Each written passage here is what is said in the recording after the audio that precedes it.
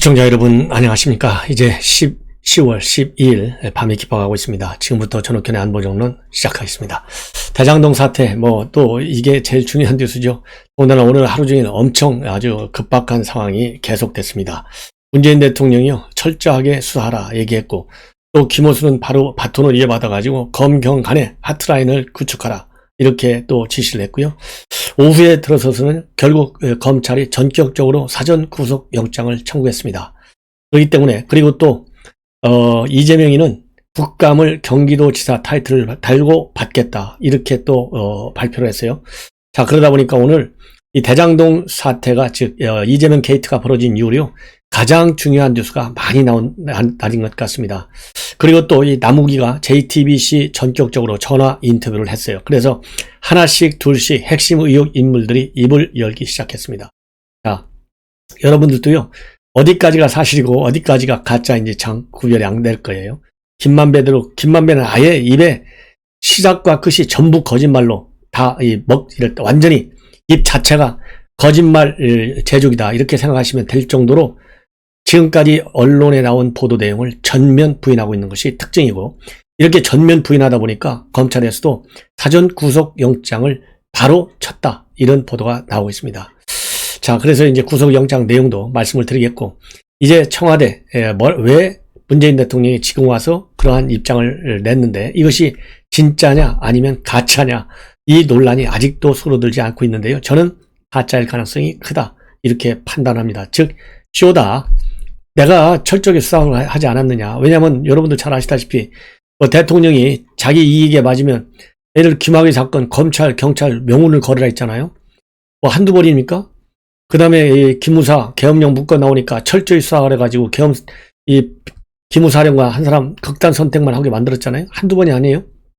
그렇기 때문에 이렇게 중대한 문제에 관해서 대통령이 입 다무는 거, 이거는 바로 몸통 비하하는 것이다 이런 비판이 야권으로부터 제기됐거든요. 그러니까 이제 그런저런 여론의 파도를 딱 막으려고 방파선을 구축한 거예요. 그래서 제가 보기에는 이게 시효적인 측면에서 한 이 의도가 속으로는 훨씬 많을 것이다 라고 판단이 하는데요. 지금 방금 전에 또 청와대 취재 기자들이 취재한 내막을 또 취재한 것을 보면 그 내막이 아니다, 정변 돌파로 한 얘기인데 너무 이거 억울하다 이런 또 이 입장이 또 나오고 있어요. 그래서 이 진실된 의도가 뭔지 한번 이제 판단해 드리고요. 먼저 오늘 제가 오후에 윈지코리아 컨설팅 여러분께 지표를 말씀드렸죠. 대장동 사태 국민의힘 팀이 아니야, 이재명 책임이야. 이것이 56.5%, 국민의힘 책임이 34.2%예요. 그래서 이미 운동장은 기울었다. 이거 하나만 보더라도요, 이재명이 그대로 간다? 무조건 정권 교체하는 거예요. 우리는 아주 좋죠. 제가 또 이미 말씀을 드렸잖아요. 대장동 사건 처음 보도 드리면서 이걸로 정권 교체는 그냥 간다 딱 말씀드렸잖아요. 지금 20%, 22% 차이가 나요. 이것만 보더라도 주인공인 이재명이를 만약에 면피 차원에서, 제가 그랬잖아요. 이거 면피 차원에서 하는 게 아닌가 우려된다 그랬는데요. 면피 차원에서 검찰이 칼날을 세워라 이렇게 지시를 했다 온다면 이거는 백전백패 정권을 내주는 것이다 라고 말씀을 드립니다. 그리고 김만배 조사 하루 만에 전격적으로 영장을 청구한 것은 속전속결이라고 볼 수 있는데, 이 이유는 우선 문재인 대통령이 빨리 하라, 신속하게 하라라는 지시도 있었겠지만은, 김만배가 지금 보도를 보면요, 김만배가 모조리 전부 다 부인하니까 증거인멸의 우려가 있다 이렇게 보지 않았겠어요? 그래서 영장 증거를 굉장히 빨리 쳤다. 14일 날 오전 10시 30분에 실질 영장 심사가 있다 이렇게 지금 보도가 나오고 있어요. 자, 이러는 상황에서요, 지금 이제 정영학이는 이미 검찰이 수중에 있잖아요. 녹취록까지 다 내놓고 있고, 물론 서울에 우선 있으니까. 그 다음에 정민용, 유동규의 최측근이죠. 정민용이. 이건 더 남욱이가 갖다 심은 사람이에요. 그래서 초과이익 환수 조치를 못하게 각본을 짠 사람 중에 한 사람이, 감독자는 유동규고요. 밑에 실질 배우는, 행동대원은 바로 정민용이다 이렇게 생각하시면 돼요. 이 정민용이를 갖다 성남도시개발공사에 심은 사람이 바로 남욱이에요. 그래서 이 남욱이 미국으로 도망갔다. 모두가 다 그렇게 했는데요. 본인은 도망간 게 아니다. 지금 항변을 하고 있어요. 근데 마침 JTBC하고 오늘 밤에 전화 인터뷰를 했어요. 이걸 보면 참 JTBC 때문에 사실상 박근혜 대통령도 탄핵에 이어졌는데 JTBC 실력 좀 믿을 만한 것 같습니다. 그래서 한마디로요, 이 남 변호사가 얘기한 걸 보면 천화동인 1호 실소유주 누구냐? 김만배가 그랬다. 유동규 거라고. 정관계 로비 의혹 350억 얘기할 때부터 이거 무슨 사고 터지겠구나 이런 생각을 했다. 그 다음에 또 천화동인 1호는 내가 아닌 것 아느냐 이런 얘기 자기도 들었다. 김 씨한테서 이렇게 얘기를 했어요. 그렇기 때문에 지금 남욱이가 오늘 JTBC하고 얘기한 걸 보면 대부분이 정영학 회계사 녹취록에 나오는 내용들은 대부분이 시인하는 그런 방향의 기조의 인터뷰 내용입니다. 그러고요, 남 변호사는 또 이게 검찰 출신인데 이 사람은 뭐 이 검사도 했고 그 다음에 그동안에 옥고도 좀 치렀고 이러다 보니까요 세상 물정을 그래도 조금은 아는 것 같아요. 온 나라를 시끄럽게 해서 너무 죄송하다. 가족들의 신변 문제만 정리되면 곧 귀국해서 소상히 조사에 응하겠다. 또 그런데 모르죠. 가족들의 신변 문제만 정리되면 이렇게 해놨거든요. 이게 이제 조건이에요. if. 그러면 나중에 이걸 핑계를 해서 또 안 들을 수도 있어요. 왜냐면 이 사람이 이게 만만치 않은 선수예요. 자, 그러면은 언론에 뭐 여기저기 조금씩 나오는데요. 그러려면 여러분들도 헷갈리시잖아요. 저도 헷갈리고. 그래서 봤더니 중앙일보가 말이죠. 이 언론 인터뷰 내용을 전문을 게재했어요. 그래서 이 전문 내용을 그대로 여러분들께 인용 보도해 드리겠습니다. 그러면은 이 남욱이 그동안에 정영학 회계로 또 전학견 안보정은 그동안에도 저도 뭐 방송 많이 했잖아요. 매일같이. 이걸 보시면 굉장히 쉽게 이해가 가요. 우선 잠적설 도피설 이게 도대체 어디에 있었나? 그러니까 먼저 온 나라를 시끄럽게 해서 죄송하다. 인터뷰가 또 다른 의혹을 낳지 않을까 걱정된다. 이왕 벌어진 일이니까 기다리면 수사를 통해서 모든 일이 밝혀질 거라고 생각해서 기다리고 있었던 것도 맞다. 저는 2015년 이후에 이 사업에서 완전히 배제되어 있었고 구속되었다가 무죄로 풀려난 이후에는 한참을 쉬었고 그 이후에는 저 홀로 제 업인 개발 사업을 6개나 진행하고 있었다. 처음에는 저 자체는 큰 문제가 될 일이 없다고 생각했고 저 같은 일개업자가 정쟁 속에 휘말리는 것도 걱정이 됐다. 왜 이자의 입장을 밝히게 냈나? 걷어보는 새에 괴물이 돼 있었다. 대장동 의혹이 불거지기 전에 가족들과 출국을 했다고 보도가 나오던데 그건 아니다. 2019년도부터 집사람이 해외 연수를 오게 되고 가족들이 미국에 와 있었기 때문에 이 사건이 불거지기 훨씬 전에 이미 아이들 교육 때문에 집사람도 고심 끝에 미국 비자를 연장하고 회사에 기자직을 그만두겠다고 통보한 상태였다. 온 가족이 미국에 도피했다는 얘기는 사실이 아니다. 아직 초등학생인 아이들이 학교도 지금 못 가고 있다. 저는 다른 모든 아빠들처럼 가족이 가장 중요하다고 부탁드리고 싶은 거는 이건 제 일이고 가족들은 상관없으니까 가족들은 보호해 주셨으면 하는 바람이다.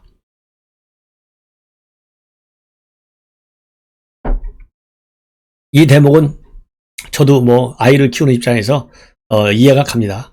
자, 그러려면요 가족 보호를 위해서라도 남욱 빨리 귀국하라. 그래서 아예 다 털어놔라. 그러면 가족 귀찮게 안 할 거 아니에요. 이게 도망가 있다는 인식을 받으니까 사방간에서 전해야 될 거 아니에요. 그러니까 애들이 학교 못 가지. 애들을 진정으로 위한다면 역설적인 얘기지만 빨리 들으십시오. 저는 그렇게 얘기하고 싶어요. 가족 보호를 위해서 지금 와서 입장을 밝히게 된 건가? 그렇다. 곧 귀국해서 소상히 조사에 응하겠다. 언제쯤 귀국할 건가? 가족들 신변만 좀 정리되면 바로 귀국할 예정이다. 1,000억 원대 배당금을 받았다고 알려진다. 이 사업에서 남욱 변호사의 역할은 무엇이냐? 1,007억 배당금 받았어요. 8,800만 원쯤 투자해가지고. 저는 부사업자 지위에서 지분을 받았다. 하천 대유가 토지 수용하는 것에 협조하는 것 외에는 그 외에 저 역할은 2015년도 이후에 없었다. 이 대목도요. 2015년 이후에 없었다. 이거를 왜 강조하는지 저도 참 모르겠어요. 예. 왜냐하면 이 사람도 검사고 과거에 구속도 됐었고 산전수전 다 겪었잖아요. 본인에게 불리한 얘기는 일치 안 한다라는 점을 감안해서 여러분들께서 해석하십사라고 제가 말씀을 드립니다. 2015년 이후에는 아무런 역할이 없었다는 건가? 토지 수용하는 거에 협조하는 거 그거는 제 역할이었다. 나중에 분배 구조를 누가 설계했느냐? 이게 의혹의 핵심이 아닌가? 수사를 받으면서 김만배 회장이 얼씬도 못하겠다.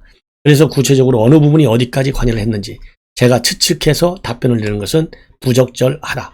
굉장히 이 사람 아주 이 법률 전문가니까요. 앞뒤 딱 재가지고 얘기한 걸 여기서 알 수 있어요. 초과이익 환수 부분이 들어갔다 빠진 거는 알고 있나? 이번에 기사를 통해서 봤다. 이게 얼마나 약은 거예요? 아니 이걸 기사를 보고 알았겠어요?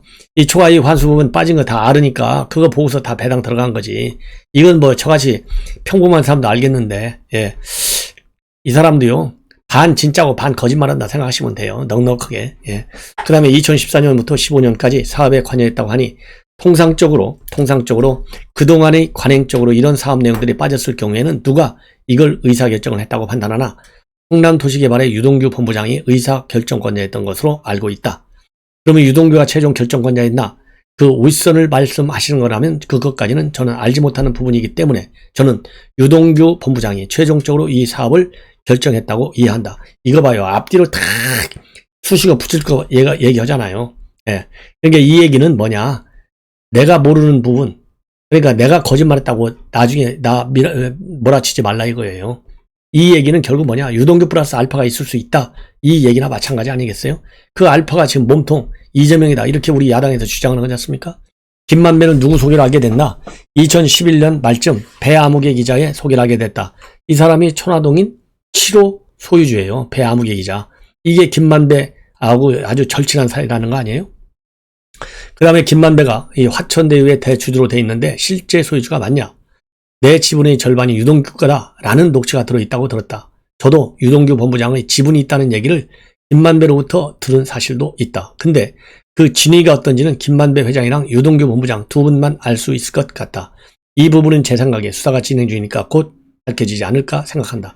이거 봐요. 절대로 이 녹취록에 나와 있는 것 이상으로는요. 얘기 절대 안 해요. 얼마나 정말 얕습니까? 그 다음에 김만배로부터 직접 들었다는 시점은 2019년도에 비용 문제로 저희 지금 얘기가 되고 있는 거, 그 다음에 김만배, 그 다음에 정영학 회계사가 비용 문제로 다투기 시작하면서 그때 이제 실명이 거론되고 뭐 그랬던 걸로 기억하고 있다. 배당이 시작되면서 갈등이 시작됐고 그 과정에서 그런 얘기를 들었나? 그렇다.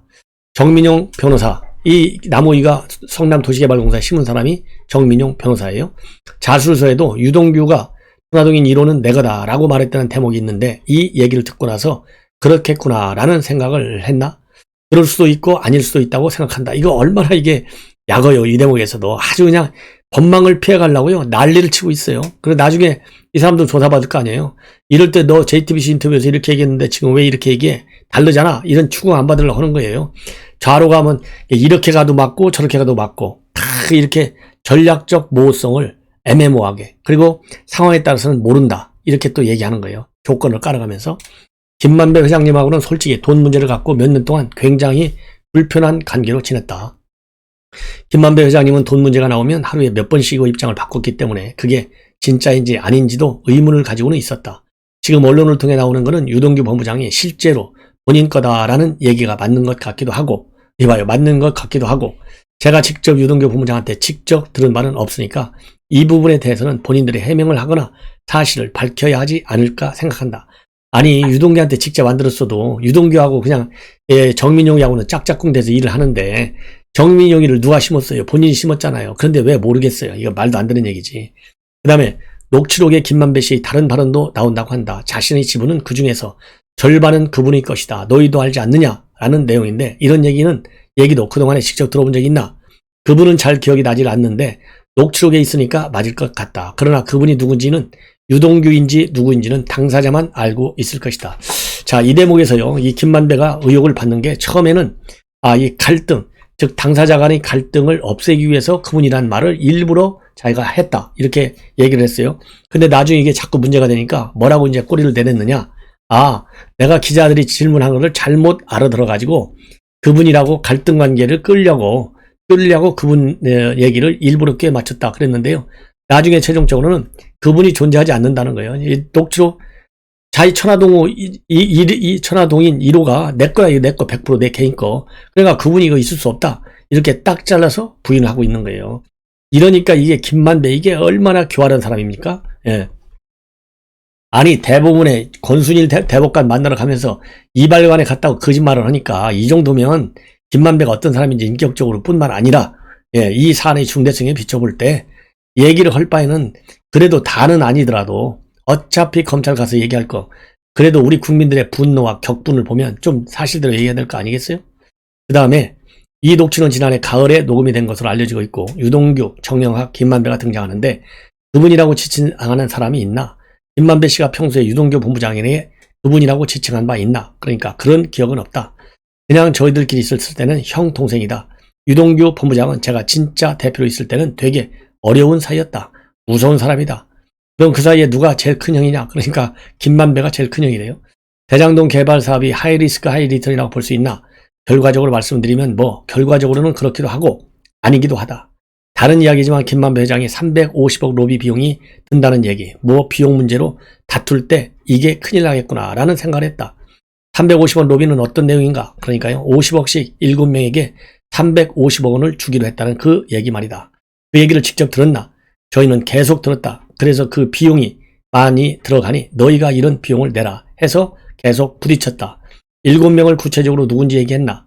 얘기한 분도 있고, 근데 거의 대부분 지금 나온 분들인 것 같다. 누구인가? 기사에 나오는 분들 이름 그때 다 들었다. 그러니까 기사에 나오는 사람이 박영수, 권순일, 김수남, 최재경, 그 다음에 곽상도, 언론인 홍모씨 이런 사람들 얘기가 그때부터 나왔다는 얘기예요. 그러니까 그 사람들 이부를 본인 입으로는 또 직접 얘기를 안 해요. 이게 나중에 무슨 법률적 문제가 있을까 봐서 두려워서 얘기를 안 하는 거가 아니겠습니까? 자, 이제 청와대 내부의 이 문재인 대통령이 왜 갑자기 신속하고 철저하게 수사하라라고 얘기를 했는지 이 뒷얘기를 지금 중앙일보가 아주 상세하게 보도하고 있습니다. 대장동 사건에 대해서 검찰과 경찰은 적극 협력해 신속하고 철저한 수사로 실체적 진실을 조속히 규명하는 데 총력을 기울여 달라 이렇게 지시했거든요.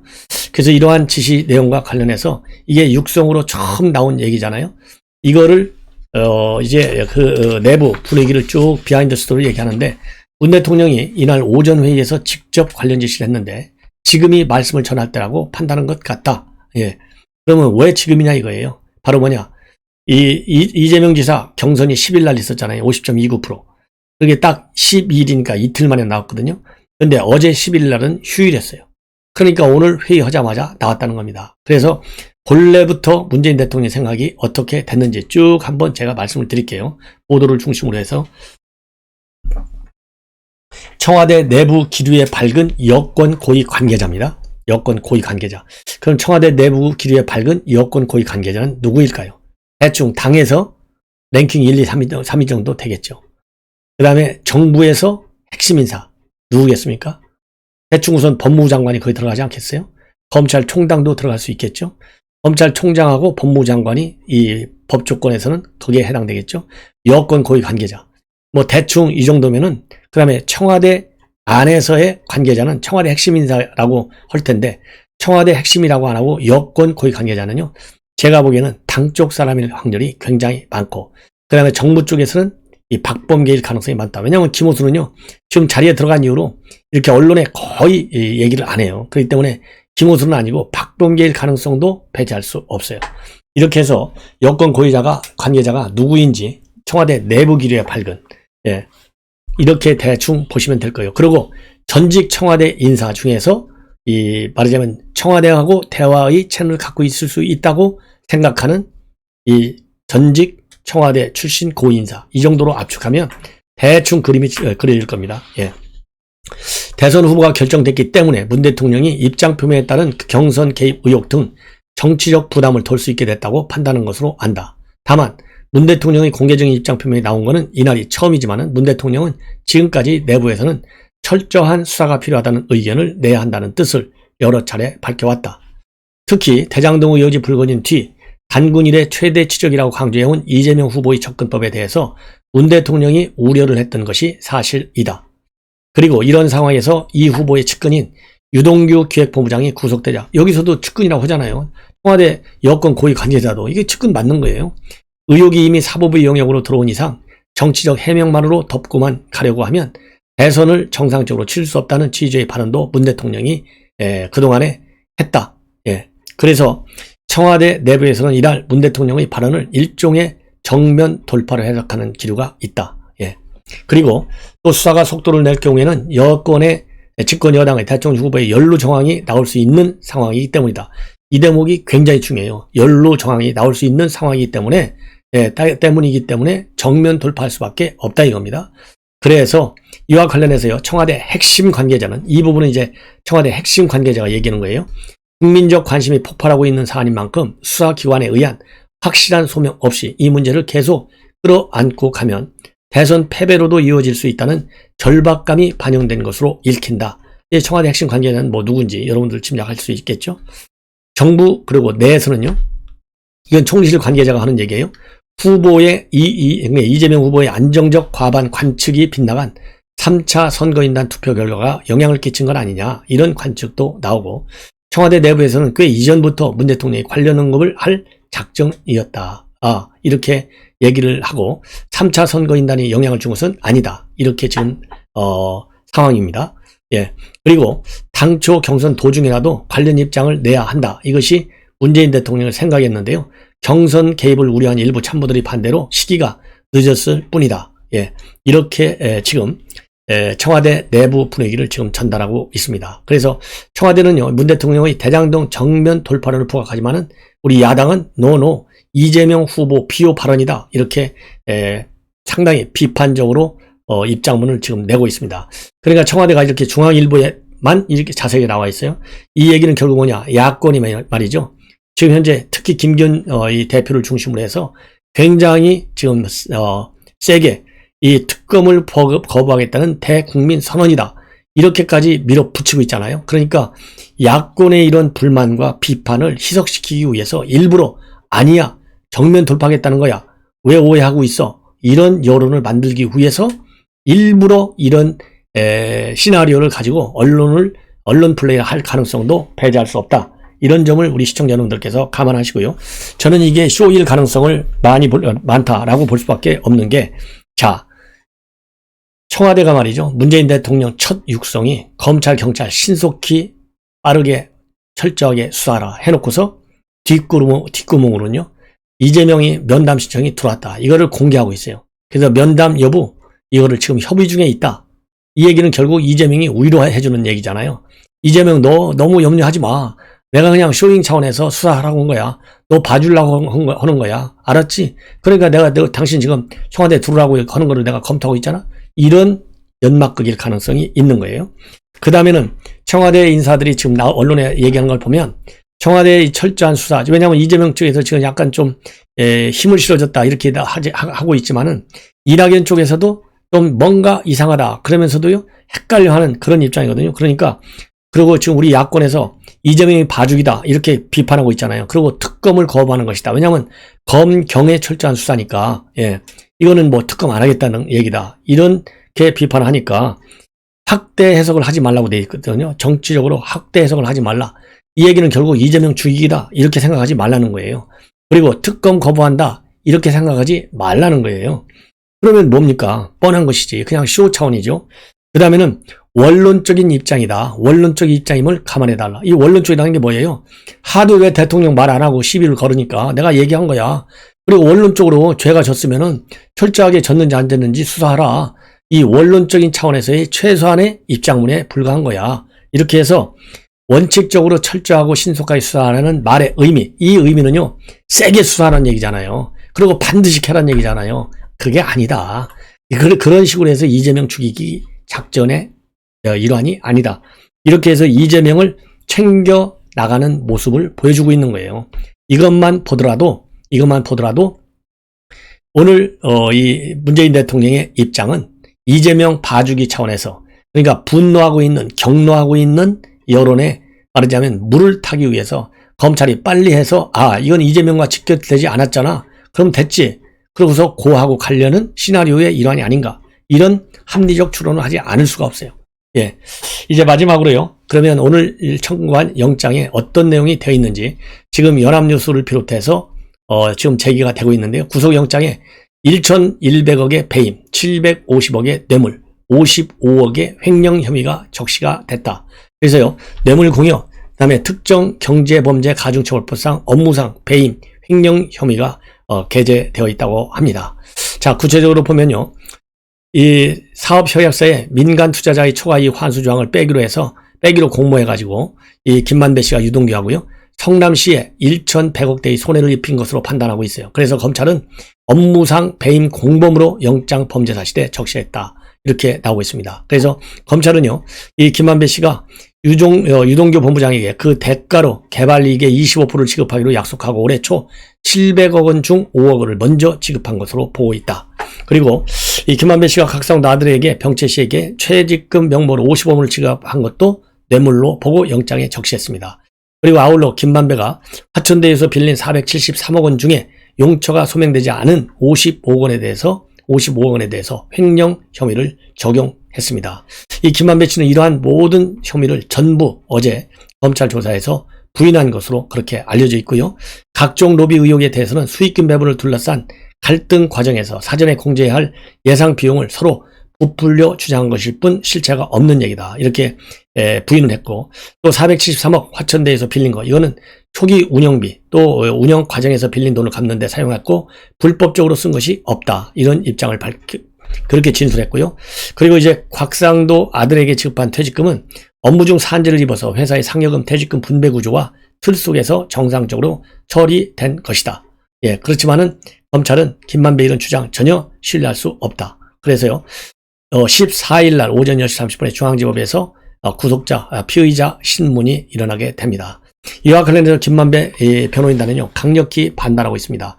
검찰의 신빙성이 의심되는 녹취록을 주된 증거로 구속영장을 청구한 데 대해서 심히 우려하지 않을 수 없다. 검찰이 주된 증거라는 녹취록을 제시하거나 녹음을 들려주지도 않고 조사한 건 법률상 보장된 피의자 방어권을 심각히 침해한 것이다. 그리고요, 곽상도 의원 측에서도요, 뇌물수수자 측을 조사도 하지 않고 영장에 넣는 것은 말이 안 된다. 이렇게 지금 반발이 나오고 있습니다. 자, 시청자 여러분, 이것으로 오늘 밤 방송은 마치겠습니다. 아무쪼록 편안히 주무십시오. 감사합니다.